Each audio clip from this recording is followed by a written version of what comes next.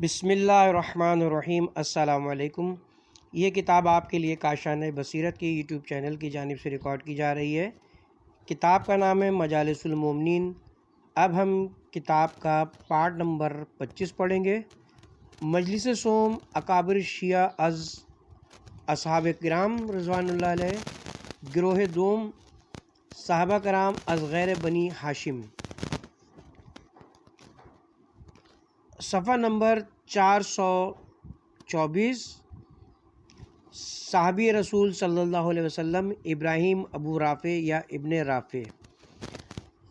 خلاصۃ الاقوال میں مذکور ہے ابو رافع پیغمبر اکرم صلی اللہ علیہ وسلم کے آزاد کردہ غلام تھے اور عہد نبوی کے تمام غزوات میں موجود تھے اور آن حضرت کی وفات کے بعد امیر المومنین کے دامن عصمت سے متمسک رہے اور انہیں خیار ثقات شیعہ میں شمار کیا جاتا ہے۔ اصحابہ میں مذکور ہے ابو رافع قبطی نسل سے تعلق رکھتے تھے اور ان کا اصلی نام اسلم تھا۔ وہ آن حضرت کے آزاد کردہ غلام تھے۔ اوراق کے تاریخ میں وہ اپنی کنیت سے مشہور ہیں۔ جو اہل علم ان کے اصلی نام اسلم کا یقین رکھتے ہیں ان میں امام بخاری بھی شامل ہیں۔ شیخ جلیل احمد بن نجاشی نے اپنی کتاب میں دو علیحدہ روایات نقل کی ہیں۔ ایک روایت میں انہوں نے لکھا کہ ابو رافع کا اصلی نام اسلم تھا اور وہ دراصل عباس بن عبد المطلب کا غلام تھا۔ جب اس نے عباس کے اسلام لانے کی خوشخبری حضرت کو سنائی تو اس خوشی میں حضرت کی سفارش پر عباس نے انہیں آزاد کر دیا۔ نجاشی نے دوسری روایت جو کہ انہوں نے ابن عقدہ احمد بن محمد بن سعید حافظ سے نقل کی ہے، اس میں لکھا ہے کہ ابو رافع کا نام ابراہیم تھا۔ انہوں نے مکے میں اسلام قبول کیا اور مدینہ ہجرت فرمائی، عہد نبوی کی تمام غزوات میں شریک رہے اور حضرت کے بعد حضرت امیر المومنین سے وابستہ رہے اور انہوں نے جمل و صفین و نہروان میں شرکت کی اور امیر المومنین نے انہیں کوفے کے بیت المال کا خازن مقرر کیا اور اس کے دو بیٹے عبید اللہ اور علی امیر المومنین علیہ السلام کے خاص معتمدین میں سے تھے۔ ایک روایت میں ابو رافع کہتے ہیں ایک مرتبہ کا ذکر ہے کہ میں رسول خدا کی خدمت میں گیا تو میں نے دیکھا کہ آپ زمین پر لیٹے ہوئے ہیں۔ آپ کی حالت دیکھ کر اندازہ ہوتا تھا کہ اس وقت یا تو آپ سوئے ہوئے ہیں یا آپ پر وحی نازل ہو رہی ہے۔ اسی اثنا میں میری نظر گھر کے کونے پر پڑی جہاں مجھے ایک سانپ دکھائی دیا۔ میں نے دل میں سوچا کہ اگر میں نے اس سانپ کو مارنا شروع کیا تو حضرت کی آنکھ کھل جائے گی اور وہ بیدار ہو جائیں گے، جبکہ مجھے آپ کی شدید تھکن کا بھی احساس تھا اور میں آپ کو بے آرام نہیں کرنا چاہتا تھا، اور دوسری طرف سانپ موجود تھا جس سے یہ اندیشہ تھا کہ وہ حبیب خدا کو کاٹ نہ لے۔ یہ سوچ کر میں حضرت کے آگے لیٹ گیا تاکہ اگر سانپ حملہ کرنا چاہے تو مجھ پر کرے، حبیب خدا اس کے حملے سے محفوظ رہے۔ اسی اثنا میں حضرت صلی اللہ علیہ وسلم نے آنکھیں کھولیں اور اس آیت کی تلاوت فرمائی، ایمان والو بس تمہارا ولی اللہ ہے اور اس کا رسول اور وہ صاحبان ایمان جو نماز قائم کرتے ہیں اور حالت رکوع میں زکوٰۃ دیتے ہیں، وہ تمہارے ولی ہیں اور اس ولی ہیں۔ سورہ مائدہ آیت نمبر 55۔ اور اس کے بعد آپ نے فرمایا اللہ کی حمد ہے جس نے علی کی آرزو کی تکمیل فرمائی اور اللہ کی طرف سے علی کو یہ فضیلت ملنے پر اسے مبارک ہو۔ پھر آپ نے میری طرف دیکھا، میں ایک طرف سویا ہوا تھا تو آپ نے مجھ سے فرمایا ابو رافع یوں سونے میں کوئی حکمت تھی، میں نے سانپ سے آپ کو آگاہ کیا۔ آپ نے فرمایا اٹھو اور سانپ کو مار ڈالو۔ میں اٹھا اور سانپ کو مار ڈالا۔ اس کے بعد رسول خدا نے میرا ہاتھ پکڑ کر فرمایا ان لوگوں کے متعلق تیرا کیا خیال ہے جو علی سے جنگ کریں گے اور علی حق پر ہوں گے اور مخالف باطل پر ہوں گے؟ میں نے کہا جو شخص استطاعت رکھتا ہو اسے ایسے لوگوں سے جہاد کرنا چاہیے اور جو استطاعت نہ رکھتا ہو اسے دل میں ان لوگوں سے نفرت کرنی چاہیے۔ میں نے حضرت سے عرض کی کہ میرے حق میں دعا فرمائیں کہ جب یہ حالات پیش آئیں تو اللہ تعالیٰ مجھے قوت عطا کرے تاکہ میں ان ظالموں سے جنگ کر سکوں۔ رسول خدا نے دعا کرتے ہوئے فرمایا خدایا اگر یہ انہیں پائے تو اسے قوت دینا اور اس کی مدد کرنا۔ پھر حضرت صلی اللہ علیہ وسلم اپنے گھر سے باہر تشریف لائے اور دروازے پر ملنے کے خواہش مند افراد کی طرف دیکھ کر فرمایا ایمان والو جو شخص میری جان اور اہل کے امین کو دیکھنے کا خواہش مند ہو تو وہ ابو رافع کو دیکھے، یہ میری جان اور اہل کا امین ہے۔ ابو رافع کے پوتے سے مروی ہے جب امیر المومنین مسند آرائے سریر خلافت ہوئے تو ہر طرف سے مخالفین نے سر اٹھایا اور مسلح بغاوت شروع کر دی۔ ابو رافع نے دل میں سوچا کہ رسول خدا کی پیشگوئی پوری ہو رہی ہے اور انہیں حضرت کی دعا میں بھی اچھی طرح سے یاد تھی۔ چنانچہ انہوں نے اپنے آپ کو ہر قسم کی فکر سے آزاد کرنے کے لیے اپنا گھر اور اپنی تمام زمین فروخت کر دی اور اپنے بیٹوں کو ساتھ لے کر امیر المومنین کی خدمت میں حاضر ہوئے، اور اس وقت ان کی عمر 85 برس تھی، اور وہ ان جملوں سے اللہ کی حمد و ثنا بجا لاتے تھے: اس ذات کی حمد ہے جس نے مجھے اس وقت بہت سی فضیلتوں سے نوازا، جس نے مجھے بیعت عقبہ اور بیعت رضوان کے شرف سے مشرف کیا، جس نے مجھے 2 قبلوں کی طرف منہ کر کے نماز پڑھنے کی سعادت عطا کی، اور جس نے مجھے 3 ہجرتوں کا مہاجر بننے کی توفیق دی۔ لوگوں نے ان سے پوچھا 3 ہجرتیں کیسے بن گئیں؟ انہوں نے کہا کہ اللہ نے مجھے جعفر بن ابی طالب علیہ السلام کے ساتھ ہجرت حبشہ کا موقع کا شرف بخشا، اور رسول خدا کے ساتھ مکہ سے مدینہ ہجرت کی سعادت حاصل کی، اور امیر المومنین کے ساتھ مدینے سے کوفہ ہجرت کی توفیق بخشی۔ ابو رافع نے کوفے میں امیر المومنین کے ساتھ رہائش اختیار کی، اور جب حضرت امیر المومنین علیہ السلام کی شہادت کے بعد امام حسن علیہ السلام نے صلح کی اور مدینہ واپس آئے تو ابو رافع بھی امام حسن علیہ السلام کے ساتھ مدینہ آئے۔ مدینے میں ان کے رہنے کے لیے کوئی مکان نہ تھا۔ امام حسن علیہ السلام نے اپنے والد ماجد کے مکان کو 2 حصوں میں تقسیم کیا، ایک حصہ ابو رافع کو دیا اور ایک حصہ اپنے پاس رکھا، اور زراعت کے لیے زمین بھی مرحمت فرمائی۔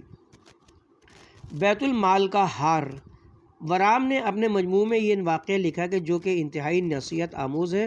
وہ بیان کرتے ہیں کہ علی بن ابی رافع بیت المال کے خازن اور امیر المومنین علیہ السلام کے کاتب تھے۔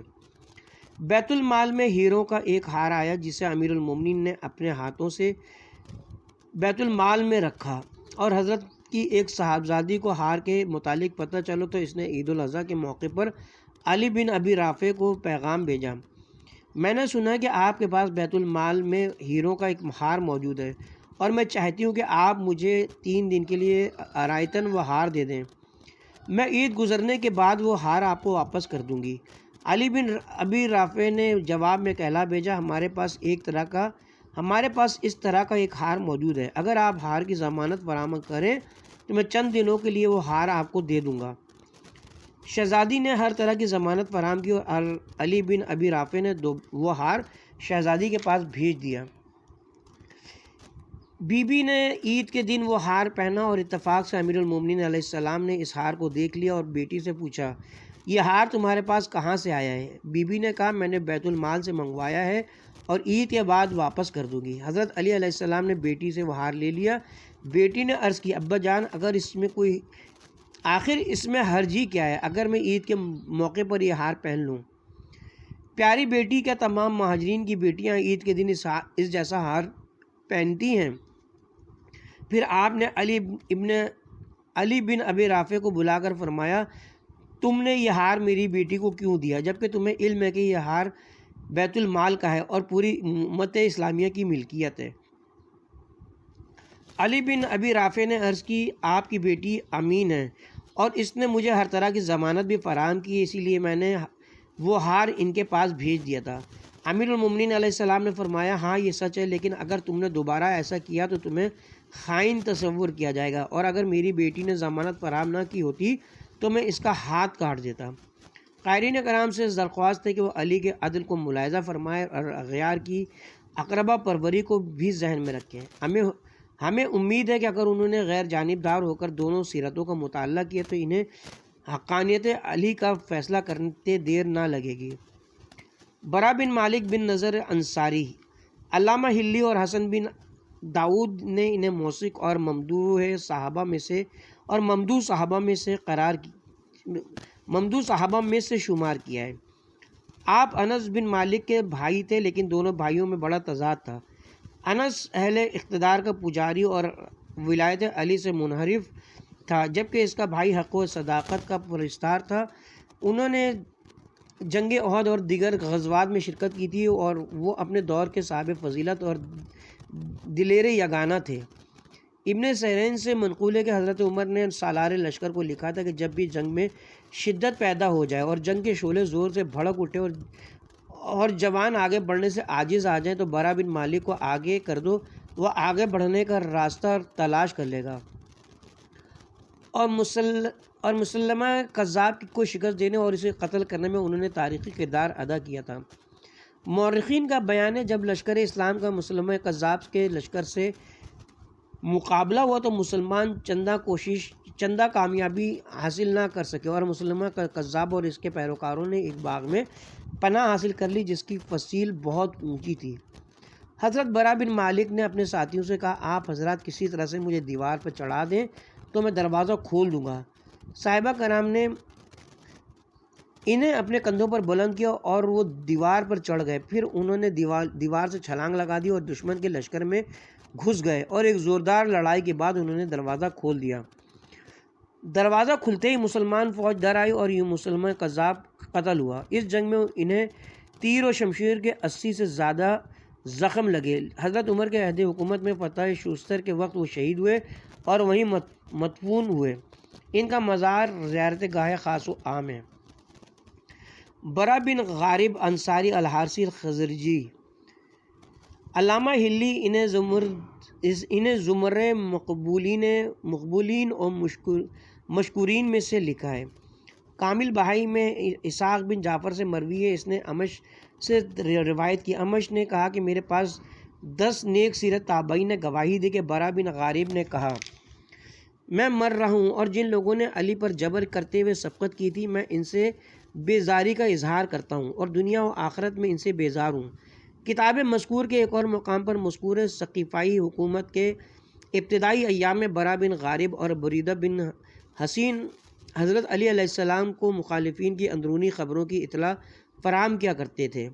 صاحب استیعاب نے لکھا، برا بن غارب نے جنگ جمل و صفین و نہروان میں امیر المومنین کے ساتھ شرکت کی تھی اور بعد میں کوفہ سکونت اختیار کی تھی اور موصب بن زبیر کے دور اقتدار میں انہوں نے وفات پائی۔ برا بن مرور بن صغر انصاری سلمی خزرجی، آپ زمرہ مقبولین میں سے تھے۔ صاحب استیعاب لکھتے ہیں، برا بن مرور تحقیبہ اولا کے برا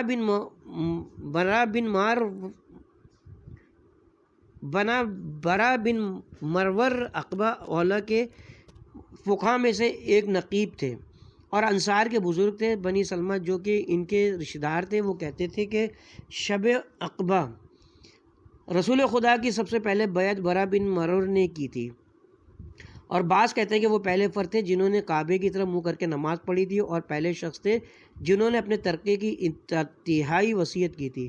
رسول خدا صلی اللہ علیہ وسلم کی مدینہ تشریف آوری سے 1 ماہ قبل مدینہ طیبہ میں ان کی وفات ہوئی، اور جب 1 ماہ بعد حضرت مدینہ تشریف لائے تو آپ نے صحابہ کو ساتھ لیا اور ان کی قبر پہ کھڑے ہو کر ان کی نماز جنازہ ادا کی تھی۔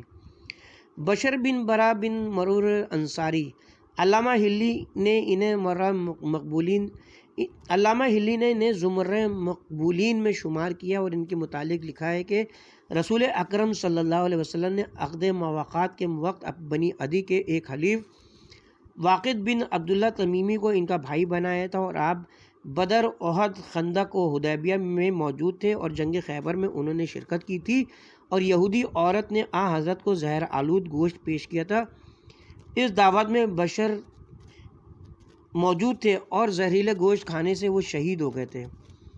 عقبہ بن عمرو بن سلبہ انصاری، علامہ ہلی نے زمرہ مقبولین میں انہیں شمار کیا اور ان کے متعلق لکھا کہ وہ رسول خدا کے صحابی تھے اور امیر المومنین نے انہیں ایک مرتبہ کوفے میں اپنا جانشین مقرر کیا تھا۔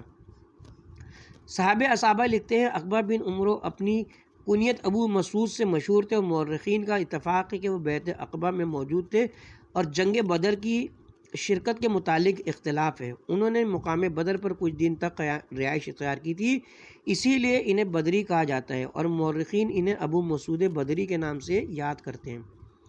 ان کے متعلق یہ بھی کہا جاتا ہے کہ وہ امیر المومنین کے اصحاب میں سے تھے اور ایک بار آپ نے انہیں کوفے میں اپنا جانشین بھی مقرر کیا تھا، جبکہ بعض اہل علم کہتے ہیں کہ سن 40 ہجری سے پہلے ان کی وفات ہوئی تھی، اور بعض کہتے ہیں کہ 40 میں ہی انہوں نے وفات پائی تھی، اور علاوہ ازیں ان کے متعلق یہ اختلاف بھی ہے کہ ان کی وفات کوفے میں ہوئی تھی یا مدینے میں ہوئی تھی۔ حارثہ بن سراقۃ الانصاری کتاب خلاصہ اور کتاب ابن داؤد میں مذکور ہے، حارثہ بن سراقہ غزوہ بدر میں شامل ہوئے اور شہادت پائی۔ صحابی استاب رقم تراز ہیں۔ حارثہ کی والدہ انس بن مالک کی پھوپھی تھیں۔ جب حارثہ جنگ بدر میں شہید ہوئے تھے، ان کی والدہ رسالت مآب صلی اللہ علیہ وسلم کی خدمت میں حاضر ہوئیں تو رسول خدا صلی اللہ علیہ وسلم نے انہیں تسلی دیتے ہوئے فرمایا، غم نہ کرو، تمہارا بیٹا جنت الفردوس میں ہے۔ حارثہ بن نعمان بن یقنہ الانصاری استاب میں مذکور ہے، حارثہ بن نعمان حضرت صلی اللہ علیہ وسلم کے ساتھ تمام غزوات میں شریک تھے۔ انہیں افاضل صحابہ میں شمار کیا جاتا ہے۔ ان کا بیان ہے، ایک دن میں حضرت کی خدمت میں حاضر ہوا تو میں نے دیکھا کہ جبرائیل امین آپ سے موضوع گفتگو تھے۔ میں نے انہیں سلام کیا اور سلام کر کے چلا گیا۔ جب میں دوبارہ آپ کی خدمت میں حاضر ہوا تو آپ نے فرمایا، جو شخص میرے ساتھ بیٹھا ہوا تھا اسے تم نے دیکھا؟ میں نے اس بات میں جواب دیا تو حضرت نے فرمایا، وہ جبرائیل امین تھے۔ جب تو نے اسے سلام کیا تو اس نے تیرے سلام کا جواب دیا تھا۔ استاب میں ان کے اور بھی بہت سے فضائل مرقوم ہیں جنہیں ہم خوف طوالت سے نظر انداز کر رہے ہیں۔ کتاب خلاصہ اور کتاب حسن بن داؤد میں مرقوم ہے، حارثہ نے جبرائیل امین کو 2 مرتبہ وہب قلبی کی صورت میں دیکھا تھا۔ پہلی مرتبہ انہوں نے اس وقت دیکھا جب حضرت بنی قریظہ کی طرف جا رہے تھے، اور دوسری مرتبہ غزوہ حنین سے واپسی پر انہوں نے دیکھا۔ حضرت امیر المومنین علیہ السلام کے وفادار تھے، جمل و صفین اور نہروان میں شریک ہوئے۔ عہد معاویہ میں انہوں نے وفات پائی۔ حارثہ بن نعمان بن امیہ انصاری صاحب خلاصہ نے انہیں زمرہ مقبولین میں شمار کیا ہے۔ ابن عبد البر نے استاب میں لکھا ہے، حارثہ بن نعمان خواص بن جبیر کے چچا تھے اور انہوں نے جنگ بدر و احد میں شرکت کی تھی۔ صحابی رسول حارث بن حشام بن مغیرہ قرشی المخزومی علامہ ہلی نے انہیں زمرہ مقبولین میں شمار کیا ہے۔ صحابی استاب رقم تراز ہے، حارث بن حشام نے فتح مکہ کے دن اسلام قبول کیا تھا۔ انہیں فضلہ و اخیار صحابہ میں سے شمار کیا جاتا تھا۔ حضرت عمر کے دور حکومت میں جہاد کے لیے شام روانہ ہوئے تو اہل مکہ نے انہیں پرتپاک طریقے سے رخصت کیا اور ان کی جدائی میں دھاڑے مار مار کر رونے لگے۔ انہوں نے لوگوں کو تسلی دیتے ہوئے کہا، میری تم سے یہ دوری رجوع اللہ کی غرض سے ہے اور میں تم سے جدا ہو کر دوسروں کی معاشرت کو ترجیح نہیں دینا چاہتا۔ مکے سے رخصت ہو کر مسلسل جہاد میں مصروف رہے اور 18 ہجری میں ان کی وفات ہوئی۔ بعض لوگ کہتے ہیں کہ حارث بن حشام جنگ یرموک میں قتل ہوئے تھے اور جنگ یرموک ماہ رجب 15 ہجری میں پیش آئی تھی۔ اصحابہ میں مذکور ہے، حارث بن حشام ابو جہل لعین کا بھائی اور خالد بن ولید کا چچا زاد اور بنی مخزوم کا سردار تھا۔ سابقین اولین کے علاوہ کوئی صحابی اس کی نظیر نہیں تھا۔ حارث بن غزیۃ الانصاری صاحب استاب نے ان کے متعلق لکھا، حارث بن غزیۃ انصاری وہی تھے جنہوں نے جنگ جمل کے دوران انصار کو جنگ کی ترغیب دیتے ہوئے یہ الفاظ کہے تھے، گروہ انصار، امیر المومنین کی اسی طرح سے مدد کرو جیسا کہ تم نے رسول خدا کی مدد کی تھی۔ یہ جنگ بھی غزوات نبوی سے مشابہت رکھتی ہے، البتہ پہلی جنگیں افضل تھیں۔ صحابی رسول عرفۃ الازدی الانصاری علامہ ہلی نے کتاب خلاصہ کے باب عین میں اور حسن بن داؤد نے اپنی کتاب میں ان کے متعلق تحریر کیا۔ عرفۃ الازدی امیر المومنین علیہ السلام کے انصار میں سے تھے اور حضرت صلی اللہ علیہ وسلم کے صحابی تھے۔ حضرت نے ان کے لیے دعا کی تھی، خدایا اس کے ہاتھ کے کاروبار میں برکت عطا فرما۔ صاحب استاب نے باب غین میں ان کا تذکرہ کیا اور عرفہ کی بجائے ان کا نام غرفہ بیان کیا ہے اور ان کے متعلق لکھا ہے، جس وقت وہ مصر میں رہائش پذیر تھے تو ایک عیسائی نے ان کے سامنے رسالت مآب صلی اللہ علیہ وسلم پر سب و شتم کیا، انہوں نے مکہ مار کے اس کی ناک توڑ ڈالی۔ نصرانی عمرو بن عاص کے پاس گیا اور ان کے طرز عمل کی اسے شکایت کی۔ عمرو بن عاص نے انہیں کہا، آپ نے مکہ مار کر اچھا نہیں کیا، یہ لوگ ذمی ہیں، ان سے ہمارا معاہدہ ہے کہ ہم ان کے نظریات سے چھیڑ چھاڑ نہیں کریں گے۔ حضرت عرفہ نے کہا، معاذ اللہ، ہمارا ان نصرانیوں سے یہ معاہدہ ہرگز نہیں ہوا تھا کہ وہ اللہ کے حبیب کو سب و شتم کرتے رہیں اور ہم خاموش تماشائی بنا رہے ہیں۔ ہمارا تو ان سے بس یہی معاہدہ ہوا ہے کہ ہم انہیں ان کے مذہب اور کتاب کے تحت زندگی بسر کرنے کی مکمل اجازت دیں گے اور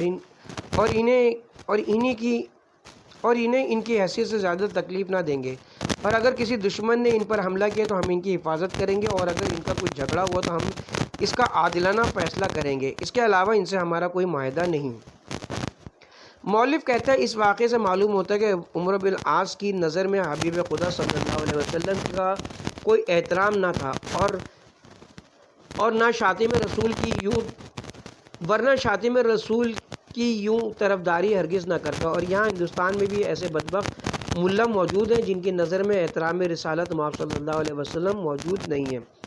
چنانچہ عمرو بن عاص کے ایک روحانی فرزند نے اپنے ایک رسالے میں لکھا، رسول خدا کو سب و شتم کرنے سے کوئی شخص واجب القتل نہیں ہوتا، اور عجیب بات یہ کہ اسی منطق نے، جو کہ اہل ہند کا شیخ تھا، نے فتویٰ دیا کہ جو شخص شیخین کو سب و شتم کرے وہ واجب القتل ہے۔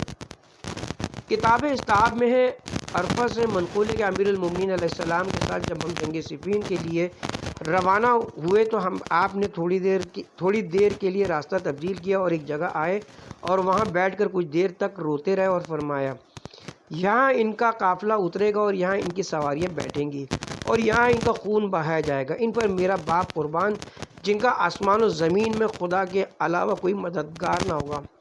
حضرت کے یہ الفاظ سن کر مجھے شک ہوا، اور جب امام حسین علیہ السلام شہید ہوئے تو پھر میرے ذہن میں حضرت کے الفاظ کا مفہوم واضح ہوا، اور میں نے خدا سے استغفار کی اور معافی طلب کی، اور مجھے یقین ہوگا کہ جو کچھ امیر المومنین علیہ السلام نے فرمایا تو وہ الہام الہی اور رسالت مآب کی تعلیم کی وجہ سے فرمایا تھا۔ صاحب استحباب نے ان کے متعلق لکھا، غفرہ کا تعلق انصار سے تھا اور وہ اصحاب صفہ کے ایک فرد تھے، اور رسول کریم نے ان کے لیے مذکورہ دعا ارشاد فرمائی تھی۔ صحابہ نے غرفہ کے متعلق دعائے پیغمبر پر جرا کرتے ہوئے لکھا، یہ روایت صحیح نہیں ہے کیونکہ اس روایت کے راوی اہل کوفہ ہے اور اہل کوفہ کی اکثریت شیعہ ہے۔ واضح ہے کہ ابن حجر کی شوق چشمی ہے کہ شیعہ کی روایت قابل قبول نہیں ہے، اور نہ ذہبی نے ابان بن تغلب کے مصطلحات لکھتے ہوئے میزان میں لکھا ہے۔ امام بخاری کے شیوخ میں سے 7 کا تعلق مذہب شیعہ سے تھا۔ علاوہ ابن حجر کی جہالت کے ثبوت کے لیے یہی کافی ہے کہ اس نے لکھا ہے کہ مذکورہ روایت کے راوی اہل کوفہ ہیں اور اہل کوفہ کی اکثریت شیعہ ہے۔ اس نے یہ کہاں سے معلوم کر لیا کہ تمام افراد کا تعلق اس شہر کی اکثریت سے ہوتا ہے، بلکہ یہ بھی تو ممکن ہے کہ کوئی شخص کوئی کوفی ہو کر بھی شیعہ نظریات کا حامل نہ ہو، جیسا کہ اکثر قاتلان حسین اگرچہ کوفی تھے لیکن شیعہ نہیں تھے۔ عبداللہ بن بدیل بن ورقہ خزائی خلاصہ ابن داؤد میں مرقوم ہے، رسول خدا صلی اللہ علیہ وسلم نے عبداللہ اور ان کے دو بھائیوں محمد اور عبد الرحمن کو ان کے والد بدیل کے پاس یمن روانہ کیا تھا۔ رسول خدا کی وفات کے بعد وہ امیر المومنین کی خدمت میں حاضر ہوئے اور جنگ صفین میں شہید ہوئے۔ صاحب استحباب نے ان کے متعلق لکھا ہے، عبداللہ اپنے والد بدیل کے ہمراہ رسالت مآب کی خدمت میں حاضر ہوئے اور فتح مکہ سے قبل مشرف باسلام ہوئے۔ عبداللہ خزایا قبیلے کے سردار تھے، اور قبیلہ خزایا رسول خدا صلی اللہ علیہ وسلم کے رازوں کا امین تھا۔ عبداللہ نے جنگ حنین اور غزوہ تبوک میں شرکت کی تھی، اور جنگ صفین میں اپنے بھائی عبد الرحمن کے ساتھ شریک ہوئے، اور انہوں نے جام شہادت نوش کی، اور جنگ صفین میں وہ پیادہ فوج کے سالار تھے اور وہ امیر المومنین کے بزرگ ساتھیوں میں شمار کیے جاتے تھے۔ شعبی سے روایت ہے، عبداللہ بن بدیل نے جنگ صفین میں دو زرہیں پہنی ہوئی تھیں اور ان کے ہاتھ میں 2 تلواریں تھیں، اور رجز خوانی کرتے ہوئے لشکر شام پر تابڑ توڑ حملے کر رہے تھے۔ اور لشکر شام کو دھکیلتے ہوئے معاویہ کے قریب پہنچ گئے۔ معاویہ کے ساتھیوں نے ان پر تیروں اور تلواروں کی بارش کر دی، جس سے وہ شہید ہو گئے۔ ان کی شہادت کے بعد معاویہ عبداللہ بن عامر ان کی لاش کو دیکھنے کے لیے آئے۔ عبداللہ بن عامر نے اپنی پگڑی اتار کر ان کی لاش پر ڈال دی۔ معاویہ ان کی لاش کی بحرمتی کرنے کے لیے آگے بڑھا، شاید وہ اپنی ماں ہند کی جنگ احد کی یاد تازہ کرنا چاہتا تھا۔ عبداللہ بن عامر نے کہا، جب تک میرے جسم میں جان رہے میں تجھے اس لاش کی بحرمتی نہیں کرنے دوں گا۔ معاویہ نے کہا، بہتر ہے، میں اس لاش کا حلیہ ہرگز مسخ نہیں کروں گا، لیکن اس کے چہرے سے کپڑا ہٹا تاکہ میں اس کا چہرہ دیکھ سکوں۔ عبداللہ بن عامر نے ان کے چہرے سے کپڑا ہٹایا تو معاویہ نے اس کے سر پر لگے ہوئے پرندوں کے پر کو دیکھ کر کہا، یہ علی کا بڑا مددگار تھا، اور میں دعا مانگتا ہوں کہ اللہ مجھے اشتر اور اشز بن قیس پر فتح عطا کرے، کیونکہ لشکر علی میں ان سے کوئی بڑا دلیر موجود نہیں ہے۔ پھر معاویہ نے کہا، قبیلہ خزاعہ کو علی سے اتنی شدید محبت ہے کہ اگر ان کی عورتوں کا بس چلتا تو وہ بھی ہم سے ضرور جنگ کرتی، ان کے مردوں کی تو بات ہی اور ہے۔ زید بن وہب جہنی سے روایت ہے،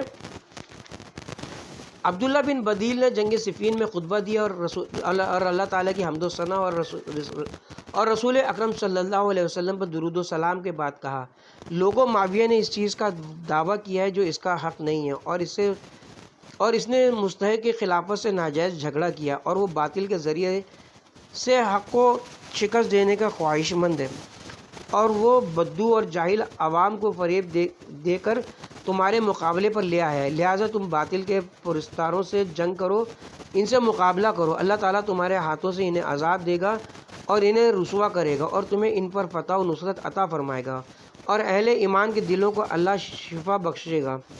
تم باغی گروہ سے جنگ کرو، اور اس گروہ نے تم سے پہلی مرتبہ جنگ نہیں کی، اس گروہ نے رسول خدا صلی اللہ علیہ وسلم سے بھی پہلے جنگ کی تھی، اور آج بھی وہ اپنی پرانی تاریخ دہرا رہے ہیں۔ اللہ کے دشمنوں اور اپنے دشمنوں پر ٹوٹ پڑو، اللہ تم پر رحم کرے گا۔